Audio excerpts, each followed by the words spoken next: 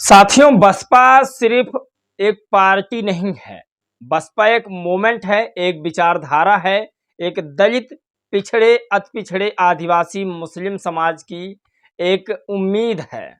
Bahujan Samaj party का vote प्रतिशत घटा है और इस बार 2024 के लोकसभा चुनाव में मैं मान रहा हूं कि वोट प्रतिशत घटेगा। क्यों? इसके पीछे का कारण भी आज आपको बताएंगे, लेकिन एक शर्मनाक घटना घटी है। बहुजन समाज पार्टी पर अभद्र टिप्पणी लोग करते थे, वो पार्टी का मसला था, क्योंकि पार्टी पर लोग अभद्र टिप्पणी करें या पार्टी पर लांछन लगाएं, बीजेपी की बी टीम बताएं या कुछ भी कहें, ये पार्टी का राय होता है। लेकिन आज जब बहन जी ने 7वें लोकसभा चरण के चुनाव में जनता से अपील की कि पहले मतदान फिर जलपान, जो उन्होंने यक्स पर लिखा, उसके नीचे जो कमेंट आया था, उस कमेंट को मैंने जब पढ़ा तो मुझे ऐसा लगा कि मानो बाबा साहेब डॉक्टर भीमराव अंबेडकर की किसी मनुवादी व्यक्तियों ने गाली दी हो या मूर्तियां तोड़ दी हो, ऐसा महसूस हुआ मुझे। जानते हैं क्यों? क्योंकि मायावती जी ने जो बहुजन समाज, जो दलित समाज के लिए अपनी जिंदगी कुर्बान कर दी, उस मायावती जी को लोग गाली देने का काम कर रहे हैं। मायावती जो आईडी चला रही हैं, अब मुझे नहीं पता कि मायावती जी खुद चला रही हैं या फिर कोई और चला रहा है। जो शब्दों का उच्चारण है, मैंने उसका स्क्रीनशॉट लिया है, आपको इस वीडियो में दिखाऊंगा और सुनाऊंगा भी कि आखिर क्या क्या कहा है लोगों ने।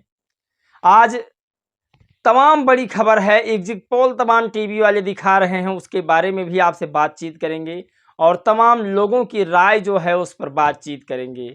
तो चलिए आज की वीडियो शुरू करते हैं और इन तमाम खबरों पर नजर डालते हैं।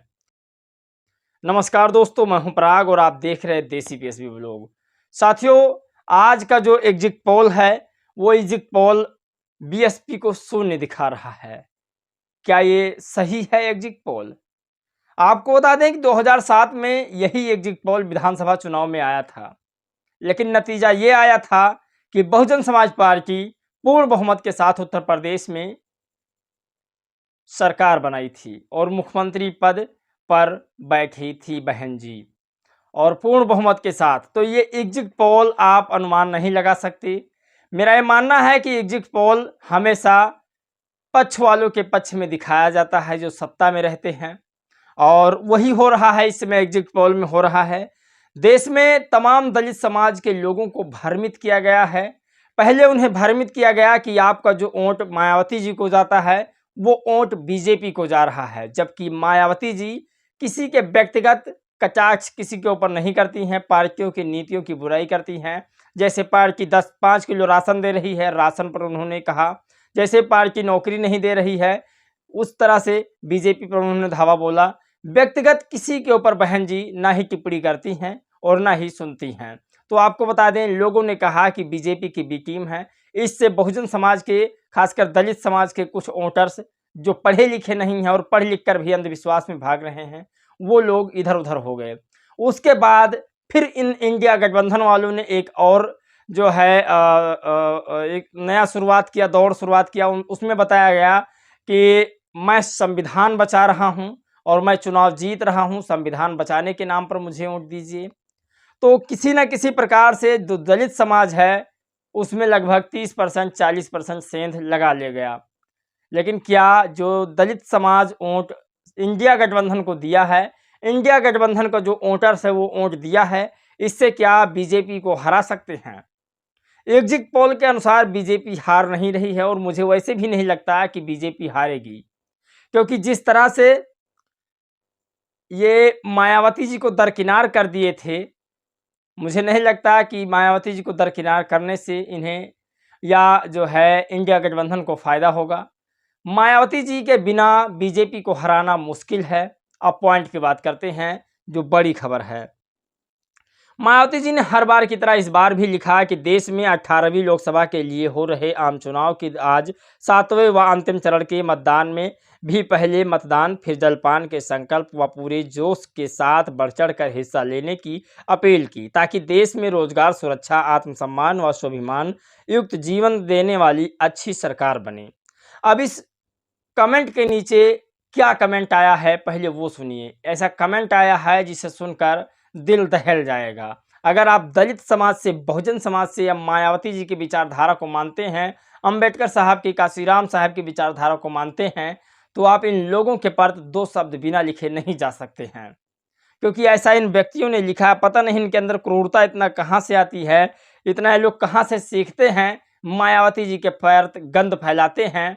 इन्होंने लिखा कि गौतम पांडे करके आईडी है, मोदी का परिवार है, लिखा है, और इसमें लिखा, तुम तो ही घटिया राजनीति करने वाली औरत हो, तुम तो कुछ बोलो ही मत।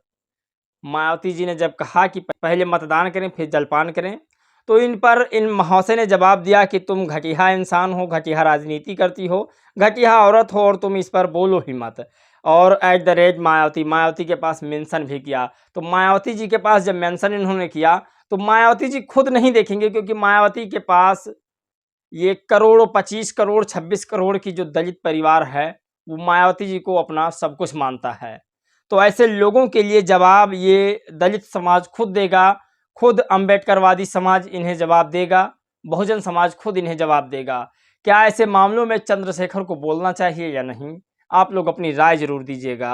लेकिन मायावती जी ने जब दूसरा ट्वीट लिखा, तो उसमें क्या जवाब आया है, उसे हमें और सुनना चाहिए और समझना चाहिए। दूसरा जवाब है इसमें कि अपने एक व्यक्ति, एक वोट के बहुमूल्य संवैधानिक अधिकार का इस्तेमाल करके सत्ता में अपनी प्रभावी भागीदारी सुनिश्चित करने का भरसक प्रयास जरूरी, ताकि करोड़ों गरीबों, मजलूमों, महिलाओं एवं अन्य मेहनतकश के लिए आत्मसम्मान व विकास के बंद दरवाजे खुल सकें।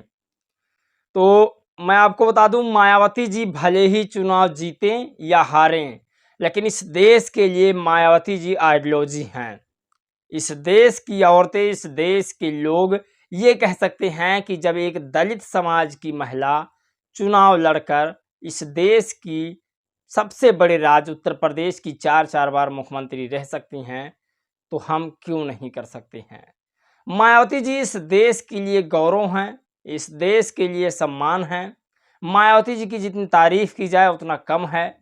मैं फिर कह रहा हूं कि मायावती जी को चुनाव हराने के लिए षड्यंत्र रचा गया है, और वो साजिश रची गई है कि इस बार उनको चुनाव में वोट ना मिले।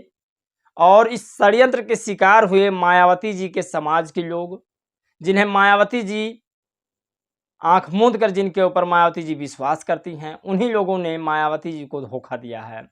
खैर, जब ये मायावती जी ने जवाब दूसरा दिया, तो कुछ लोगों ने क्या कहा आपको बताते हैं। ये हैं निस्वार्थ नाम से एक आईडी है। मैंने इस आईडी को चेक किया, तो जो वहाँ पर बैकग्राउंड थंबनेल, बैनर होता है, वहाँ पर अंबेडकर साहब की तस्वीर लगी थी। अब ये भ्रमित करने के लिए लगी थी कि कैसे लगी थी, आप लोग इनकी आईडी यक्स पर जाकर पता कर सकते हैं। निस्वार्थ नाम से आईडी है। मायावती जी को इन्होंने टैग किया और लिखा, मायावती तो कितनी नीच है, राजनीति के मैदान में न खुद थी न भाई भतीजे, पैसे इकट्ठा करना ही मकसद था, वो पूरा हो गया। सोचिए, अब आपको तो बता दें, मायावती जी अगर पैसा इकट्ठा करना ही चाहती, तो अब तक बहुत सारे रुपए इकट्ठा कर सकती थी। मायावती जी के पास जितना पैसा है, उतना बीजेपी व तमाम सत्ता दलों या विपक्ष दलों के सांसदों के पास है। मायावती जी एक दलित समाज से नेता हैं और सर्व समाज की बात करती हैं, इसीलिए शायद उन पर लोग उंगली उठा रहे हैं। मायावती जी पर इस तरह से अभद्र टिप्पणी करना मेरे ख्याल से गलत है, और जिन लोगों ने यह टिप्पणी की है, उन्हें दलित समाज देख लेगा। ये सबसे बड़ी खबर है, और ये सभी के भावनाओं को आहत पहुंचाने वाली खबर है।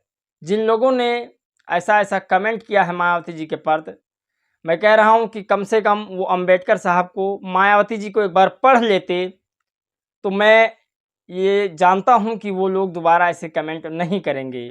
मायावती जी की यदि जीवनी पढ़ लेंगे, उनकी जीवनचर्या पढ़ लेंगे, तो शायद मुझे लगता है कि वो लोग मायावती जी के प्रति अपशब्द भाषाओं का इस्तेमाल नहीं करेंगे। लेकिन सबसे बड़ी खबर निकल कर आ रही है कि बाबा साहेब भीमराव अंबेडकर, जिन्होंने भारतीय संविधान का मसौदा तैयार कर नियम कानून बनाया, उनके नीले रंग से प्रशासन को दिक्कत है। बीएसपी इंडिया के बक्सर लोकसभा प्रत्याशी अनिल कुमार को सिर्फ नीला गमछा रखने पर एफआईआर दर्ज कर दिया गया है। सोचिए, ये बड़ी खबर है। और आपको बता दें कि गुजरात में प्रधानमंत्री जी वोट डालने जाते हैं और पीछे से पार्टी का झंडा दिखाया जाता है, तब वहां पर आचार संहिता का उल्लंघन नहीं होता है। ये सबसे बड़ी खबर है, जिसकी सत्ता जिसी का सब कुछ, जिसकी लाठी उसका भैंस। तो ये आप लोगों को खबर कैसे लगी हमें कमेंट बॉक्स में ज़रूर बताना। जो लोग मायावती जी के प्रति गलत सोच रहे हैं, गलत अफवाह फैला रहे हैं, उनको आप लोग जवाब जरूर दीजिएगा। इस वीडियो में दोस्तों बस इतना ही। जय भीम, नमो बुद्धाय।